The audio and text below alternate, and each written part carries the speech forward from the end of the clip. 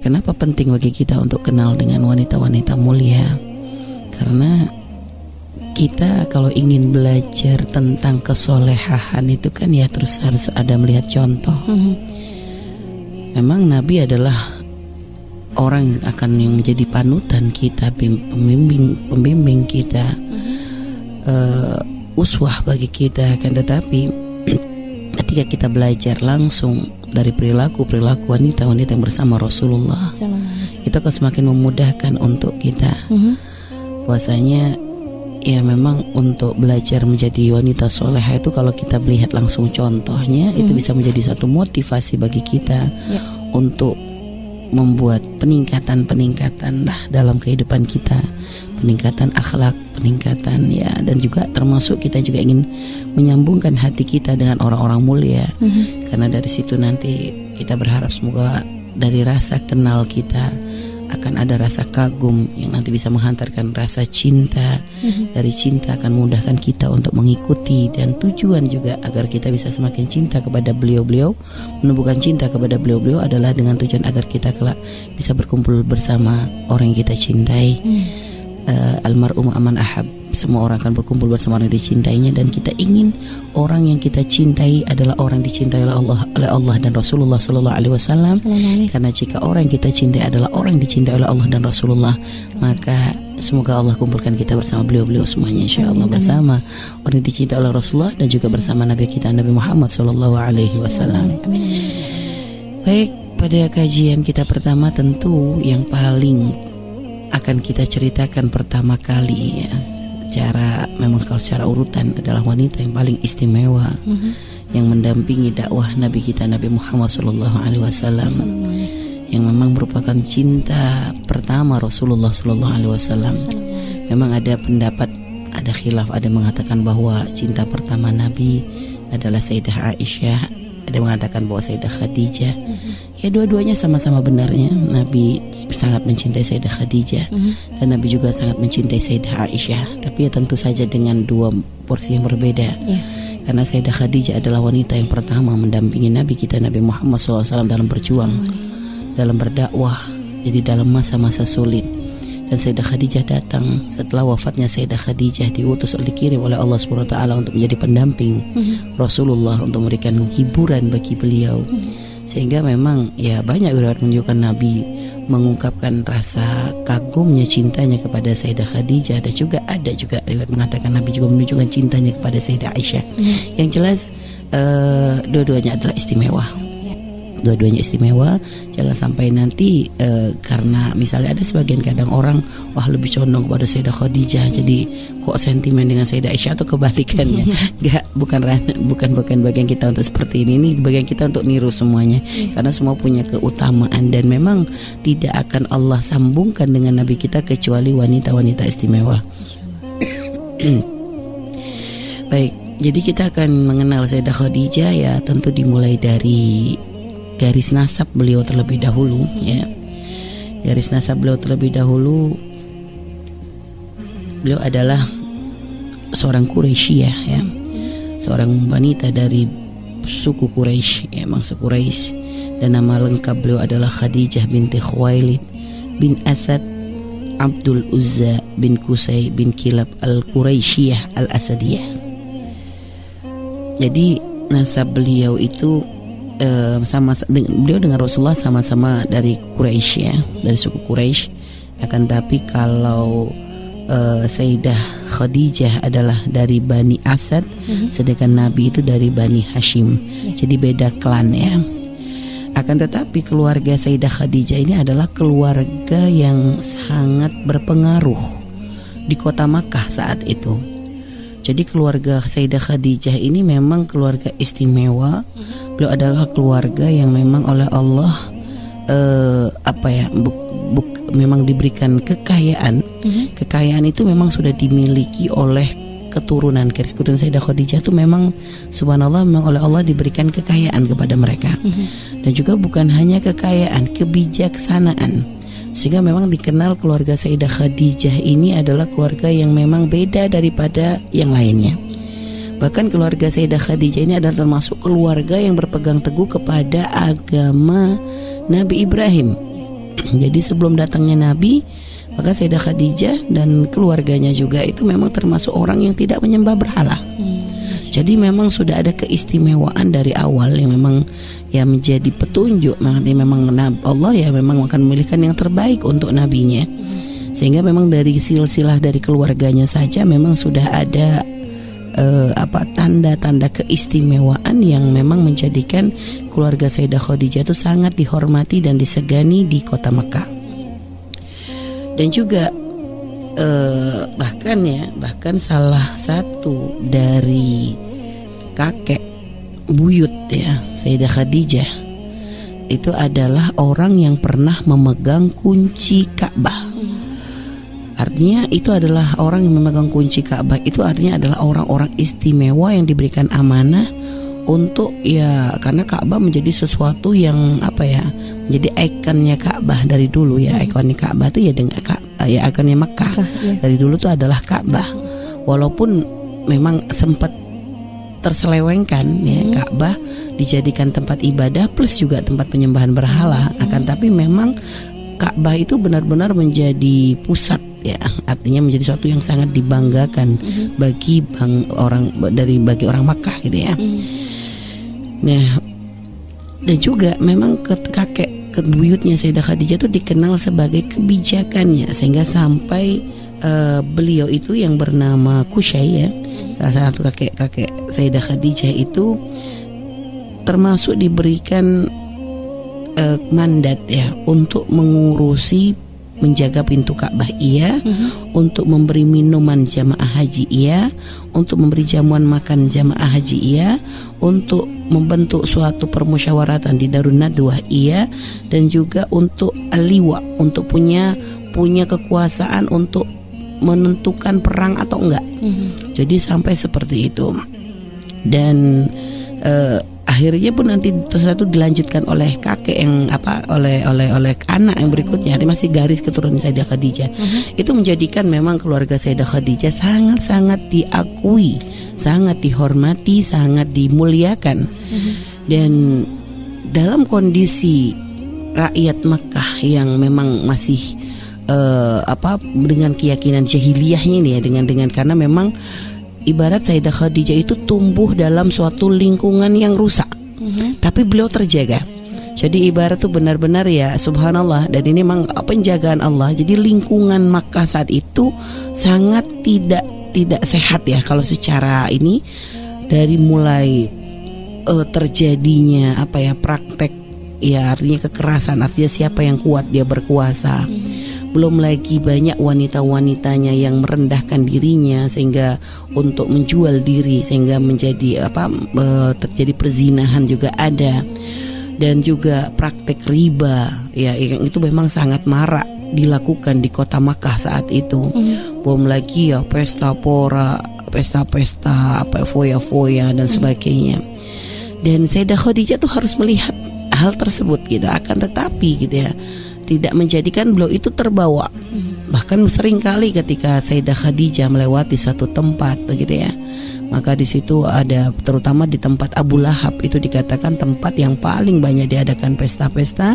Dan Sayyidah Khadijah tuh sering ketika melewati tempat tersebut ditawari untuk bergabung, tapi memang dari awal Sayyidah Khadijah dijaga oleh Allah sehingga beliau tidak pernah ada ketertarikan untuk masuk bergabung di tempat seperti itu.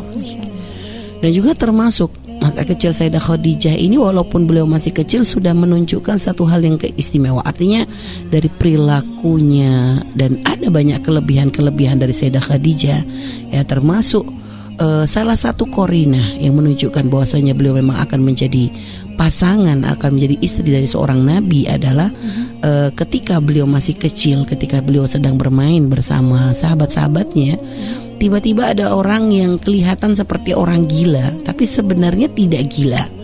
Jadi kayak orang gila ya, yang tapi omongan dia ini masya Allah, hanya waktu itu orang nggak ngeh gitu ya. Dia berkata, sebentar lagi kata, nanti akan ada masanya, akan ada seorang nabi yang akan hadir di tempat ini. Maka wahai para wanita, jika nanti kalian menemui orang tersebut, maka jadilah kalian istrinya. Dan ada mengatakan ini adalah di masa kecil beliau, ada mengatakan di masa ketika beliau sudah remaja, sudah dewasa. intinya saat itu orang yang berbicara seperti ini menjadi bahan bulian orang Makkah, sehingga dipikir orang gila kok ngomong-ngomong masalah Nabi mau datang. Hanya orang ini dilempari dengan batu. Hanya saat itu yang tidak termasuk ikut-ikutan untuk berbuat zalim kepada orang tersebut adalah Sayyidah Khadijah. Jadi memang dari awal itu ya memang oleh Allah memang sudah dibimbing ya, dan juga ini menjadi satu pendidikan sebenarnya bagi kita. Artinya kita tuh jangan gampang berprasangka buruk kepada siapapun. Bahkan kalau kita melihat ada orang gila atau apa, jangan sampai kita berbuat zalim, berperilaku zalim dengan kegilaannya, karena ya mungkin bisa saja dia adalah kekasih Allah yang mastur gitu ya, yang tertutup. Artinya kadang ucapannya mungkin seperti itu kan ya. Artinya ini untuk, karena sekarang ada banyak anak-anak yang tidak dididik oleh orang tuanya, sehingga kadang suka berbuat zalim kepada orang-orang yang lemah, orang-orang yang kadang ya dipikir gila malah dijadikan bahan ejekan, orang cacat dijadikan bahan guyonan. Ini banyak, makanya kita perlu mendidik. Jadi lihat Sayyidah Khadijah, karena seperti itu subhanallah akhirnya dipilihkan oleh Allah, dialah menjadi pasangan Nabi tersebut. Nah ini pesan, artinya jangan pernah meremehkan siapapun. Baik.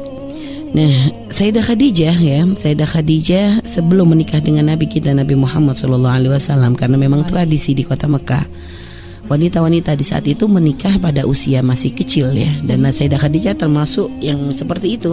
Beliau menikah dengan Nabi kita Nabi Muhammad SAW, menikah dengan sebelum dengan Nabi kita Nabi Muhammad SAW itu adalah di usia 10 tahun. Jadi beliau menikah dengan di usia 10 tahun itu, dan memang subhanallah karena orang tuanya adalah keluarga Sayyidah Khadijah ini adalah keluarga yang bagus gitu, dan memang hubungan Sayyidah Khadijah ini dengan ayahnya ini adalah hubungan yang sangat dekat. Bahkan dikatakan ayahnya itu memang sudah melihat bakat kecerdasan Sayyidah Khadijah akan masalah perdagangan. Ada keistimewaan Sayyidah Khadijah itu sudah ditangkap oleh ayahnya, sehingga memang ayahnya ini memang sudah mulai memberikan pendidikan yang baik kepada Sayyidah Khadijah, bukan hanya masalah akhlak dan perilaku, tapi juga sampai urusan masalah bisnis. Jadi karena memang kelihatan gitu, nampak di antara semua putra-putri beliau bahwasanya Sayyidah Khadijah ini yang paling menonjol. Sehingga dari kecil itu memang oleh ayahnya Sayyidah Khadijah itu sudah dibiasakan dengan perdagangan. Dan ketika akhirnya ayahnya tiba waktunya untuk menikahkan Sayyidah Khadijah ya, maka beliau pun melihat keistimewaan putrinya, menjadikan beliau itu tidak asal memilih laki-laki.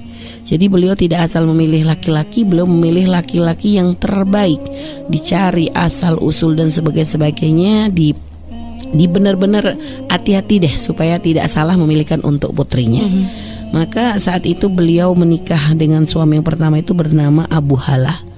Ada banyak khilaf ya, Abu Halah ini siapa nama aslinya gitu ya. Ada mengatakan namanya adalah Namashi, ada mengatakan Nabshi, ada Zurarah, dan ada mengatakan Malik ya. Yang jelas tidak ada, artinya ada khilaf di situ ya. Dan yang jelas dari pernikahan yang pertama itu Sayyidah Khadijah mendapatkan 2 orang anak yang bernama Halah dan Hindun. 2 anak laki-laki yang bernama Halah dan Hindun. Makanya suaminya dipanggil dengan Abu Halah, ini menyesuaikan dengan nama anak yang pertama. Dan ternyata pernikahan dengan Abu Halah ini tidak berlangsung lama ya, tidak berlangsung lama. Akan tetapi Abu Halah ini adalah seorang laki-laki yang memang diberi kekayaan yang berlimpah, juga termasuk orang kaya. Intinya dengan Sayyidah Khadijah sepaket lah gitu lah. Beliau adalah seorang wanita kaya dari keluarga kaya dan mendapatkan suami yang kaya, sehingga Sayyidah Khadijah pun ketika menikah dengan Abu Halah, beliau juga termasuk membantu bisnis suaminya. Sehingga ketika akhirnya Abu Halah meninggal, maka dia meninggalkan harta yang sangat banyak untuk Sayyidah Khadijah. Sehingga Sayyidah Khadijah pada saat itu sudah dari keluarga kaya, dapat suami kaya, akhirnya suami meninggal, dapat warisan yang berlimpah, sehingga beliau memang menjadi wanita yang sangat kaya dan bahkan dikatakan paling kaya di kota Makkah saat itu. Akan tetapi ya memang Sayyidah Khadijah dari awal dididik oleh keluarganya itu dengan bisnis yang berbeda dari bisnis yang banyak dilakoni oleh orang-orang di Makkah. Ya, jadi bisnisnya beliau tuh adalah bisnis istimewa. Memang dididik oleh ayahnya tuh bisnisnya itu adalah dengan kejujuran. Jadi tidak boleh berbuat zalim kepada siapapun, tidak boleh ada kecurangan dan sebagainya. Sehingga memang barang-barang yang dipegang oleh Sayyidah Khadijah atau bisnis yang dipegang oleh Sayyidah Khadijah tuh selalu maju karena ibarat orang itu selalu merasa yakin jika berurusan dengan Sayyidah Khadijah dan keluarganya itu aman. Ibarat mereka tuh sudah punya brand, sudah punya brand yang terkenal, yang diakui, yang terpercaya, sehingga memang menjadikan semua barang dagangan Sayyidah Khadijah itu dianggap sebagai barang dagangan yang berkualitas, sehingga walaupun ibaratnya di harganya misalnya ada yang mahal dan sebagainya, itu orang merasa sangat yakin karena memang mereka ibarat ada harga, ada barang tuh memang benar gitu. Waktu itu dipakai banget oleh Sayyidah Khadijah, tidak akan menjual menipu dengan mengatakan barang jelek dikatakan bagus atau jadi memang luar biasa. Dan adapun dalam pernikahan tersebut ya, tadi punya anak Halah dan Hindun. Halah dan Hindun dididik dengan baik oleh Sayyidah Khadijah.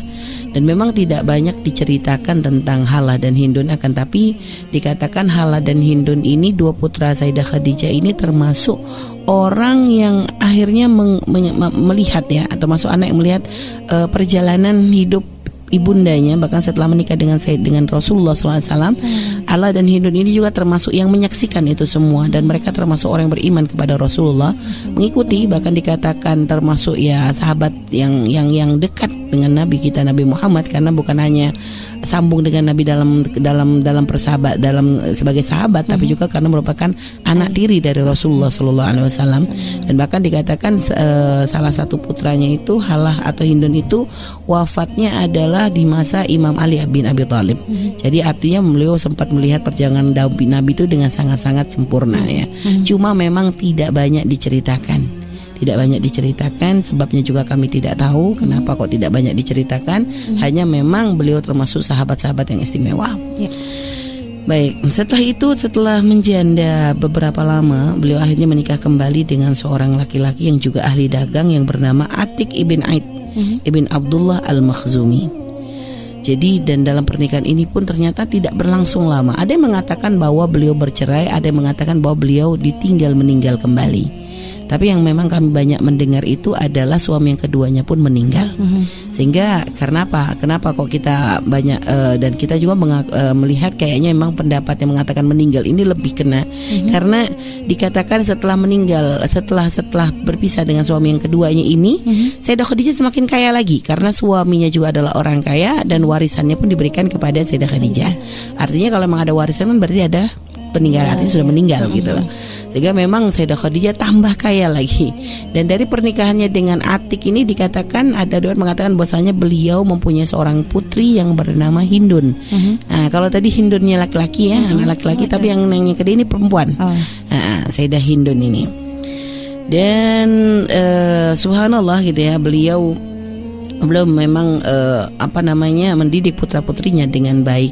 Dan setelah pernikahan yang kedua, maka Sayyidah Khadijah tidak lagi menikah ya dalam jangka masa yang panjang, dikarenakan ya beliau merasa merasa dengan kesibukannya dengan mengurus bisnis, mengurus putra-putrinya, dan juga beliau merasa belum menemukan orang yang tepat yang dirasa memang membuat beliau nyaman dan sebagainya. Padahal yang melamar beliau tuh banyak. Dan memang Sayyidah Khadijah ini walaupun berkecimpung di dalam dunia bisnis, tapi beliau sangat menjaga kehormatan dirinya. Jadi beliau tidak langsung berinteraksi langsung dengan laki-laki seenaknya, tidak. Jadi dengan sangat berwibawa. Makanya subhanallah, ini yang menjadikan kami itu kalau baca sejarahnya Sayyidah Khadijah itu luar biasa kagumnya. Bagaimana seorang janda, janda 2 kali ya, janda 2 kali, dan beliau adalah orang yang punya kekayaan ya, adalah seorang business woman gitu ya, bukan hanya kekayaan hanya sekedar dari peninggalan, dan beliau sendiri adalah orang yang memang berkecimpung di dunia bisnis. Akan tetapi beliau masih sangat menjaga kemuliaan dirinya, sehingga sampai mendapatkan julukan di kalangan masyarakat Makkah saat itu sebagai mendapat julukan At-Tahirah, wanita yang suci. Subhanallah. Kalau kita pernah mendengar Sayyidah Maryam dipanggil dengan At-Tahirah, wajar, karena Sayyidah Maryam orang yang tidak pernah berkenalan dengan laki, tidak pernah dekat dengan laki-laki. Ibarat beliau adalah seorang wanita yang tidak pernah menikah dan selalu berada di biaranya, di tempat ibadahnya. Maka menjadi panggilan At-Tahirah untuk beliau wajar. Tapi Sayyidah Khadijah lihat, Beliau adalah seorang businesswoman, lihat. Jadi kan beliau tuh menjadi satu yang istimewa dan seorang janda coba. Bukan kami merendahkan masalah janda, hanya kadang seringkali orang itu dengan posisi seorang wanita menjadi janda itu kadang memandang berbeda. Kadang ada pandangan-pandangan negatif, suudzon dan sebagainya kepada janda. Sehingga kadang ya apalagi jika ternyata mohon maaf kadang apa punya kekayaan, punya kekuasaan ini sebagainya. Ada pandangan miring kadang dari masyarakat yang memang ini bukan kita benarkan, tidak diperkenankan. Hanya lihat dalam posisi beliau seperti ini harusnya kan beliau menjadi bahan ya yang menjadi bahan bahan ejekan, bahan gunjingan, bahan ini. Tapi tidak gitu loh. Ini karena memang beliau tuh luar biasa sekali gitu, sangat menjaga kehormatan dirinya. Sehingga makanya gelar At-Thahirah tuh benar-benar disandangkan kepada beliau. Dan ini bukan hanya dikenal di masyarakat Makkah, bahkan ketika putri beliau yang bernama Hindun itu menikah lalu mendapatkan pindah ke Madinah, ya sebelum Rasulullah hijrah. Itu dikenal Hindun ini adalah putri dari seorang wanita yang dikenal dengan julukan At-Thahirah. Artinya julukan At-Thahirah ini masyhur bukan hanya di Mekah tapi sampai ke kota Madinah. Menunjukkan keistimewaan. Sehingga dalam bisnis Sayyidah Khadijah ada memang bisnis beliau itu beberapa hal yang memang menjadikan berbeda daripada yang lain adalah beliau itu mengatur bisnisnya itu dengan sistem upah. Jadi ada beberapa poin-poin tentang bisnis Sayyidah Khadijah yang diperhatikan oleh para tarikh ya, para orang menulis sejarah. Bahwasanya beliau itu sudah menggunakan sistem upah. Artinya beliau itu siap untuk membayar mahal kepada siapapun yang memang mau untuk ambil andil bagian di dalam perdagangan beliau gitu ya. Itu dengan bayaran yang sangat-sangat pantas. Sehingga memang menjadikan pemuda-pemuda kota Makkah saat itu jika direkrut oleh Sayyidah Khadijah untuk menjadi pegawainya itu menjadi suatu kebanggaan yang luar biasa.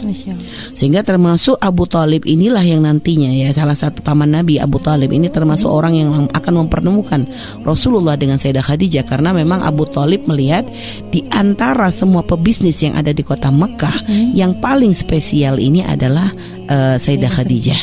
Sehingga akhirnya Abu Thalib itu yang nantinya akhirnya mulai mengenalkan Sayyidah Khadijah dengan Rasulullah dengan harapan agar Sayyidah Khadijah itu merekrut Rasulullah untuk menjadi pegawainya. Terus setelah itu apa lagi? Dan juga Sayyidah Khadijah itu sudah mulai menanamkan sistem bagi hasil. Jadi beliau akan berikan modal ya kepada orang-orang yang memang mempunyai kemampuan untuk masalah membuat barang dan sebagainya. Misalnya membuat suatu kerajinan tangan atau apa gitu ya. Dan nanti barang tersebut pun gitu ya. Artinya mereka menjual terus Sayyidah Khadijah memberikan modal lalu dikerjakan oleh orang-orang itu untuk membuat apa misalnya. Nah, nanti Sayyidah Khadijah pun akan membeli kembali dari mereka. Tapi tidak dengan didolimi. Biasanya kan ada orang kalau Umi punya modal, misal Umi punya modal nih, Umi kasih kepada Nadia nanti Nadia bikin kue ya gitu. Tapi nanti Umi kalau beli ke Nadia harganya agak gitu karena modal dari Umi misalnya. Sehingga Nadia mendapatkan keuntungan sedikit. Kalau Sayyidah Khadijah enggak, sistemnya tetap profesional. Jadi walaupun modalnya dari beliau lalu diberikan kepada orang gitu untuk dikelola, tapi nanti Sayyidah Khadijah mengambil kembali barang tersebut dengan harga wajar. Artinya tidak dengan menjatuhkan, merasa bahwa dia sudah ditolong, enggak. Jadi dengan harga wajar sehingga akhirnya semua orang yang bergabung dalam sistem ini dengan Sayyidah Khadijah tuh benar-benar amanah karena tahu Sayyidah Khadijah nggak pernah main-main urusan masalah uang gitu, masalah pembayaran. Jadi nggak pernah zalim sehingga mereka selalu memberikan barang yang terbaik untuk Sayyidah Khadijah. Itu. Setelah itu dan juga Sayyidah Khadijah tuh memang sangat cerdas sehingga beliau tuh melihat misalnya ada barang, jadi beliau itu memang selalu mengambil barang-barang yang terbagus. Jadi beliau tuh meneliti dari Yaman. Apa yang terkenal di Yaman? Oh, di Yaman itu terkenal misalnya dalam pembuatan sendalnya, dalam pembuatan ini. Jadi beliau itu berani ibaratnya untuk mengambil dari Yaman. Ibarat kalau kita ini adalah brand luar negeri gitu ya, barang luar negeri untuk diambil dan beliau ini tahu pasaran ini paling bagus kalau dijualnya ini. Jadi misalnya di Syam ini paling senang sama barang Yaman. Jadi memang kecerdasan beliau dalam berbisnis itu luar biasa banget gitu. apanya namanya tuh insting ya, bukan sih? Jadi ada orang kan kalau dagang bangkrut aja ya. Lah ini beliau nih kayaknya memang daya ininya tuh, daya memang kecerdasan akan mas perdagangan tuh luar biasa, sehingga instingnya tuh paham ini kesini, ini kesini. Jadi berjalan semua. Dan itulah yang paling menjadikan orang senang dengan Sayyidah Khadijah adalah jadi menanam modalnya beliau tuh bukan hanya di Makkah. Jadi beliau juga menanam modal kepada orang-orang di negeri Yaman untuk membuat barang-barang yang paling bagus. Lalu nanti Sayyidah Khadijah juga yang akan memasarkan barang tersebut. Ya, jadi cerdas banget gitu lah. Jadi memang, dan ini subhanallah, dan ini sebenarnya sistem ini belum dipakai sama yang lain, tapi Sayyidah Khadijah dan keluarganya memang sudah memakai sistem dagang berbisnis yang seperti itu.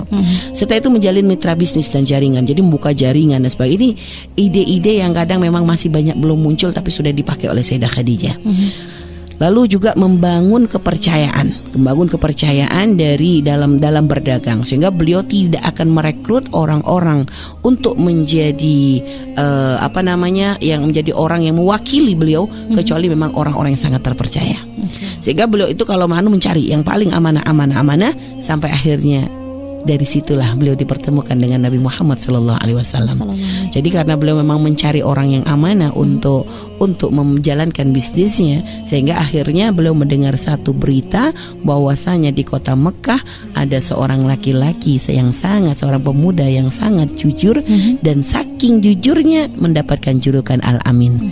Maka dari situ Sayyidah Khadijah lalu merasa ada rasa tertarik, sehingga akhirnya bertemulah dengan Rasulullah SAW, dan sampai menjadi suatu kesepakatan. Akhirnya Sayyidah Khadijah pun sebagai awal untuk menguji kejujuran Nabi Muhammad, maka Sayyidah Khadijah memberikan tugas kepada Rasulullah untuk berdagang di negeri Syam, dan dibarengi oleh pembantu beliau yang bernama Maisarah.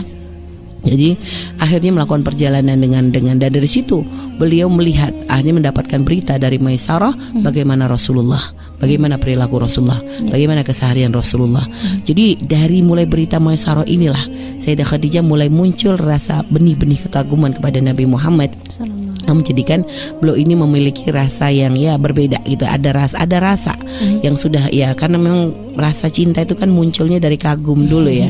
Dan itu yang memang beliau melihat sesuatu yang istimewa dari Rasulullah, dari cerita Sayyid Maisarah bagaimana Rasulullah memang ada banyak kelebihan, dari mulai perjalanan diiringi dengan awan.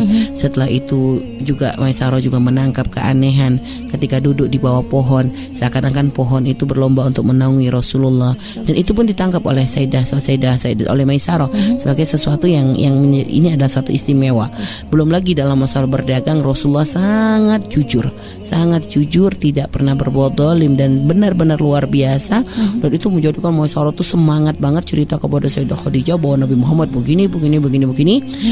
Semakin ada sesuatu memang di Sayyidah Khadijah setelah itu. Dan akhirnya beliau memberi tugas kembali kepada Rasulullah untuk menjalankan kembali dagangnya. Dan ternyata setiap Sayyidah Khadijah meminta kepada Nabi untuk menjadi wakil dalam perdagangannya, maka Sayyidah Khadijah mendapatkan keuntungan yang luar biasa, yang tidak pernah didapat dari pesuruh-pesuruh yang sebelumnya gitu ya. Nah, dari mulai itulah ada yang rasa yang berbeda, sehingga menjadikan beliau itu sempat merasa gundah. Dan juga mulai tidak lama Sayyidah Khadijah itu bermimpi, tepatnya sebelum bertemu dengan Nabi Muhammad Sayyidah Khadijah itu pernah bermimpi bahwasanya cahaya itu masuk ke dalam rumah beliau. Ada cahaya yang sangat benderang yang lalu masuk ke dalam rumah beliau, sehingga beliau tuh saat itu bangun dari tidurnya itu beliau terperanjat, kaget. Lalu akhirnya beliau itu mendatangi sepupunya yang bernama Waraqah ibn Naufal, yang merupakan seorang ahli kitab. Jadi Waraqah ibn Naufal itu adalah seorang ahli kitab yang memang mempunyai kebijakan pemahaman akan hal tersebut. Setelah itu ketika Sayyidah Khadijah bertanya bahwasanya beliau memimpi bahwasanya ada cahaya yang masuk ke dalam rumahnya dan menyinari seluruh penjuru. Maka saat itu Waraqah mengatakan, selamat untukmu wahai saudaraku, wahai anak pamanku, bahwasanya cahaya nubuah akan mendatangimu. Jadi Waraqah bin Naufal sudah memberikan isyarat tersebut bahwasanya dari mimpi Sayyidah Khadijah bahwasanya memang Sayyidah Khadijah akan mendapatkan pasangan seorang nabi.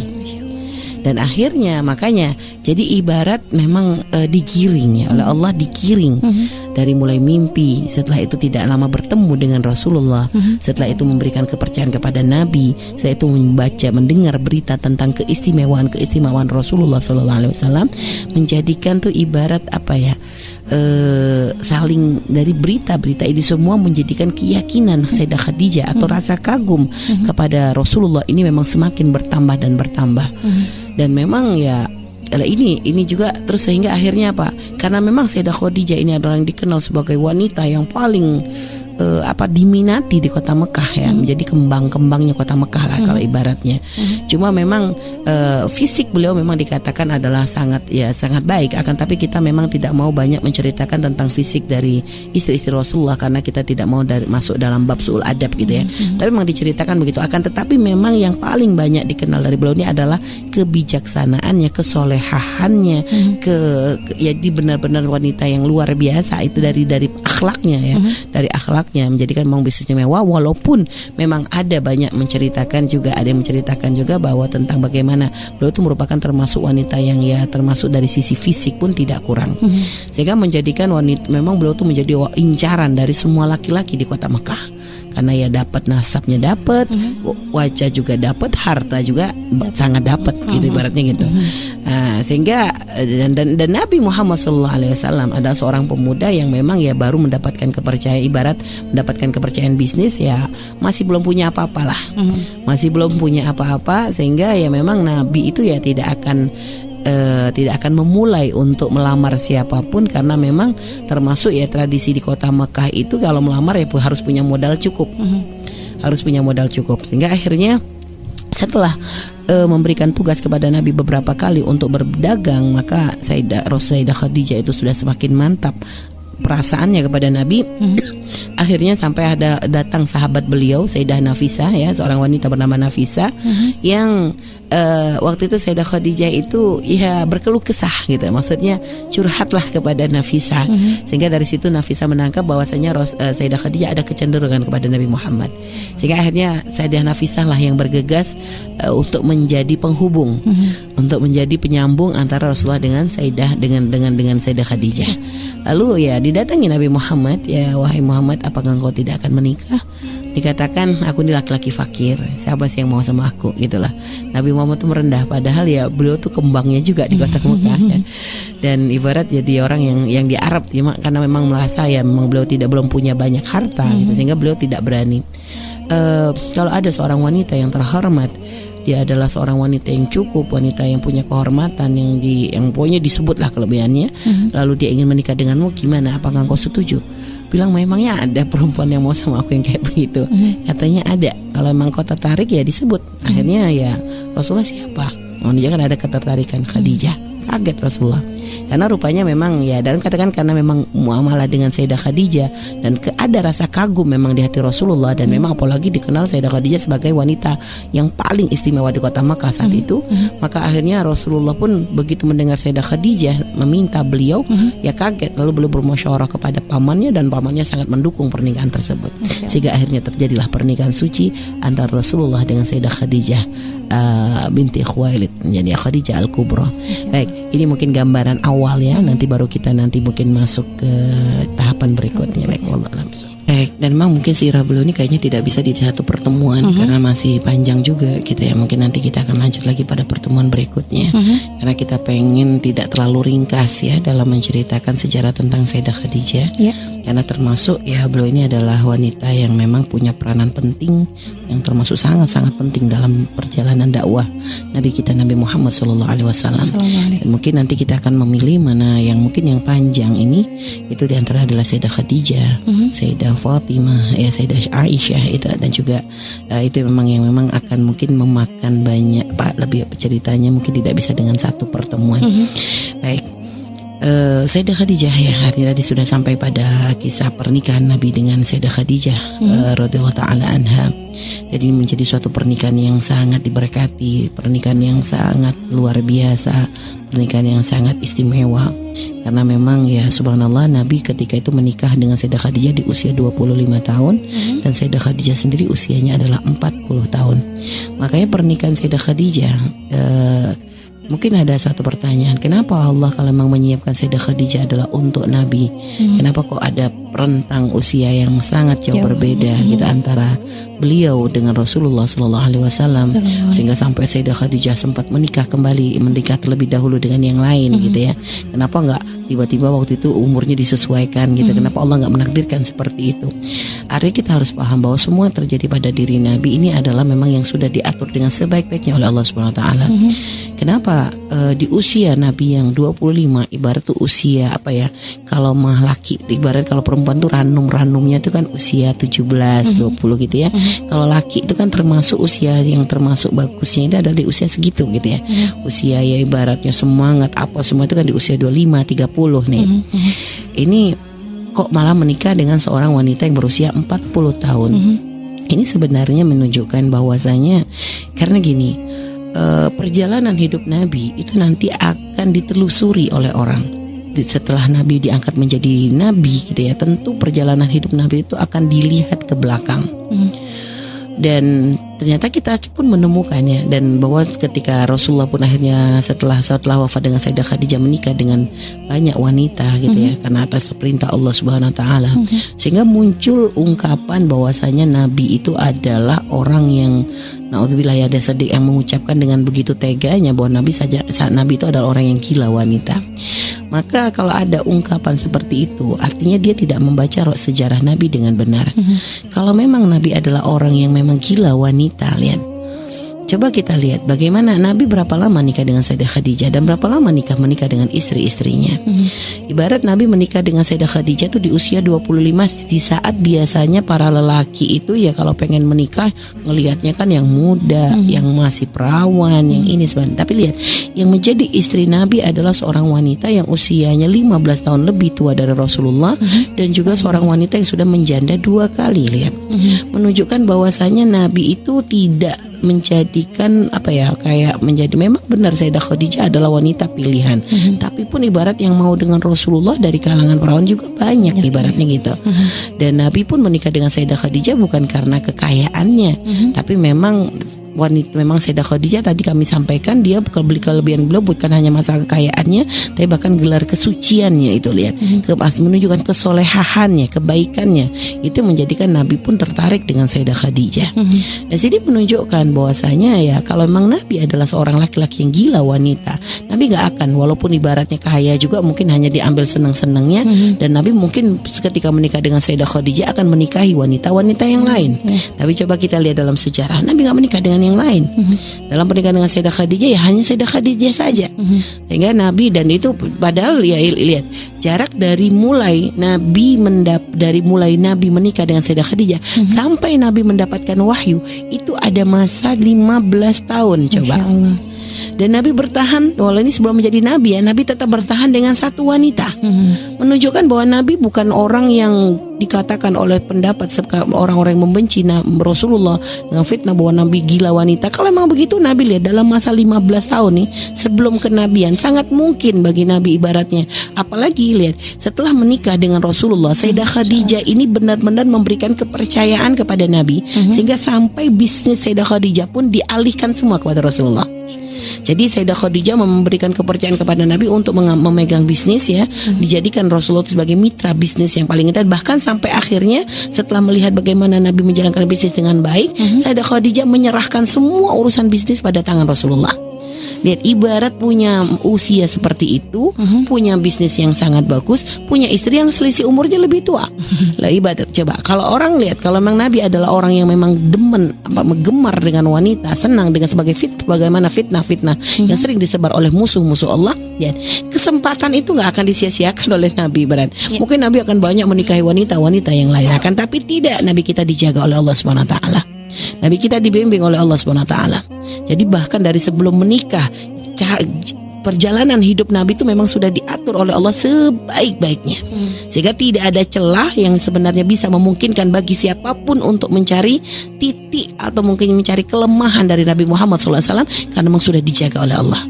Jadi itu. Jadi Rasulullah ya, dan Sayyidah Khadijah adalah istri yang sangat-sangat solehah, sangat mencintai Nabi kita Nabi Muhammad SAW. Sampai dikatakan Sayyidah Khadijah tidak pernah sekalipun memasang wajah masam di hadapan Nabi Muhammad SAW.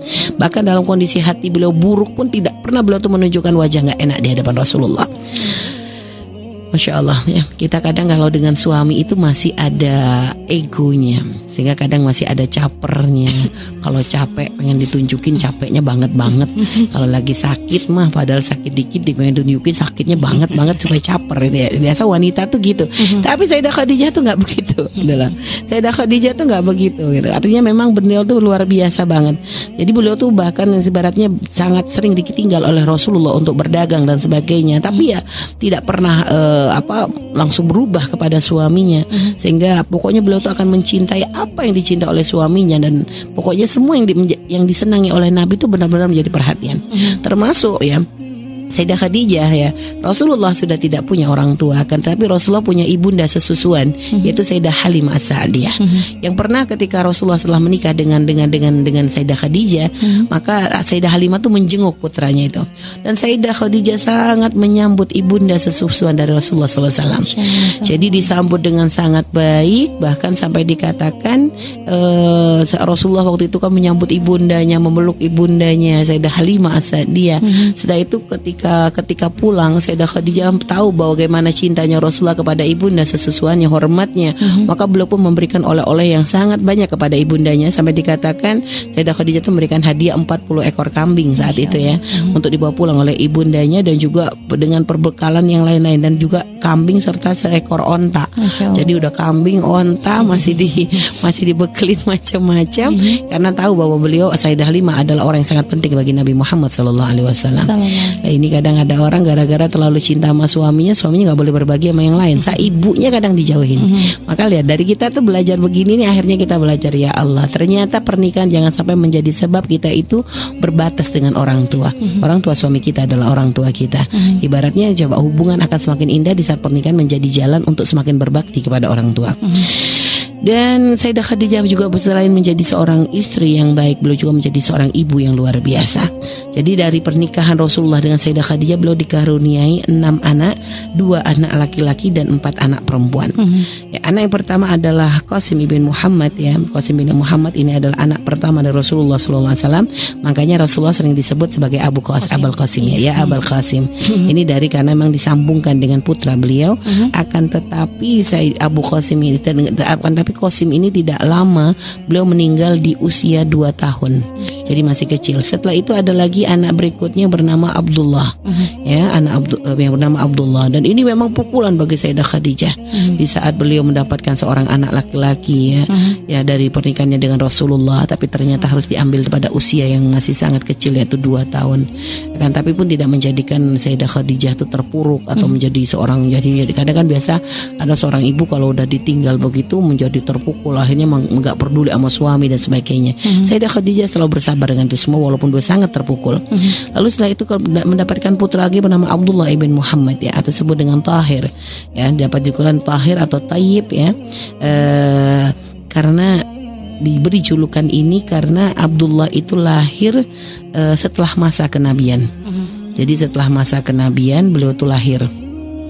Jadi bukan anak kedua. Ini disebutkan dari sini beliau itu bukan anak kedua. Hanya kita pengen menceritakan bahwa Rasulullah punya 2 anak laki-laki, yaitu Qasim dengan Abdullah, atau disebut dengan Thayyib atau Tahir. Akan tapi pun gitu ya, ternyata Abdullah pun meninggalnya itu ya dalam masa kecil juga. Jadi anak-anak Rasulullah itu semua meninggal dalam masa kecil. Dan ini memang termasuk memang jalan yang dipilihkan oleh Allah untuk Nabi kita Nabi Muhammad SAW. Kenapa Allah memberikan kepada Nabi anak laki-laki kalau seandainya memang akan diambil? Karena gini, semua Nabi yang terdahulu, sama hampir rata-rata Nabi yang terdahulu, ketika beliau adalah seorang Nabi, maka beliau akan memiliki putra juga seorang Nabi. Akan tapi Nabi kita ini adalah Nabi terakhir. Nabi terakhir, sehingga tidak mungkin setelah Nabi ada Nabi.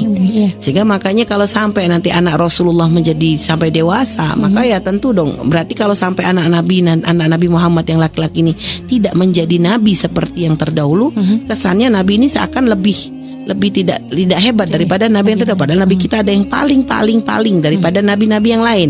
Sehingga akhirnya, dan juga ya kalau gitu gak usah dikasih anak laki-laki sekalian. Oh enggak, Allah tahu yang terbaik. Karena memang di kalangan orang Makkah, seorang laki-laki, jika ada seorang laki-laki yang gak bisa punya anak laki-laki, itu akan direndahkan. Sehingga lihat, Allah tuh pengen nutup ini semua, gak boleh ada yang merendahkan Nabi dari segi apapun. Sehingga dari sisi kalangan orang Makkahnya, tidak akan ada yang merendahkan Nabi gara-gara gak punya anak laki-laki, karena Nabi memang punya anak laki-laki. Tapi dari sisi masalah hikmah kenabian ya begitu. Gak mungkin Nabi untuk diberikan seorang anak laki-laki, karena kalau memang nabi-nabi terdahulu anaknya jadi nabi, Nabi tentu lebih sangat pantas untuk mendapatkan anak yang juga nabi. Tapi Nabi kita khatamul anbiya, penutupnya para nabi, sehingga tidak mungkin ada nabi setelahnya. Sehingga akhirnya dari situlah hikmahnya kenapa Allah tidak memberikan keturunan laki-laki dari Rasulullah Sallallahu Alaihi Wasallam. Jadi baru nyambungnya adalah melalui Sayyidah Fatimah, lalu juga cucu-cucu beliau. Jadi itu, jadi ada hikmah. Jadi nggak ada perjalanan Nabi itu nggak ada hikmah, semuanya ada hikmah, ada pelajaran. Baru setelah itu beliau punya anak yang bernama Sayyidah Zainab, ya. Zainab anak pertama dari yang perempuan itu adalah Sayyidah Zainab. Lahir pada saat Nabi kita berusia 30 tahun, berarti 5 tahun setelah pernikahan dengan Sayyidah Khadijah, ya. Setelah itu untuk kisahnya Sayyidah Zainab nanti akan kita ceritakan pada momen khusus, ya. Ada cerita nanti. Jadi urutannya istri Rasulullah, lalu putrinya Rasulullah, lalu baru nanti wanita-wanita istimewa yang berjuang bersama Rasulullah. Nah, selanjutnya ada Sayyidah Ruqayyah binti Muhammad, itu adalah putri kedua yang lahir 5 tahun setelah kelahiran Sayyidah Zainab. Sayyidah Ruqayyah ini berarti pada saat Nabi berusia 35 tahun, ya. Ini ada khilaf. Kalau kayak begini nih kadang masalah waktu itu banyak khilaf. Jadi nggak usah terlalu dijadikan sebagai patokan, ya. Artinya ada lagi selanjutnya adalah Sayyidah Ummi Kulsum, ya. Sayyidah Ummi Kulsum yang lahir pada tahun 19 sebelum Hijriah, ya. Sebelum hijrah, berarti sebelum kenabian, sebelum kenabian, ya. Selanjutnya baru yang terakhir adalah Sayyidah Fatimah Az-Zahra, ya. Sayyidah Fatimah Az-Zahra. Dan nanti ada tentang ini semua, nanti insyaallah akan ada waktunya untuk kita bahas. Baik, ini mungkin gambaran sekilas dulu untuk awal-awal pernikahan Sayyidah Khadijah. Baru nanti kita akan memasuki tahapan berikutnya adalah peran Sayyidah Khadijah dalam kehidupan Nabi setelah masa kenabian. Baik, itu wallahu a'lam bishawab.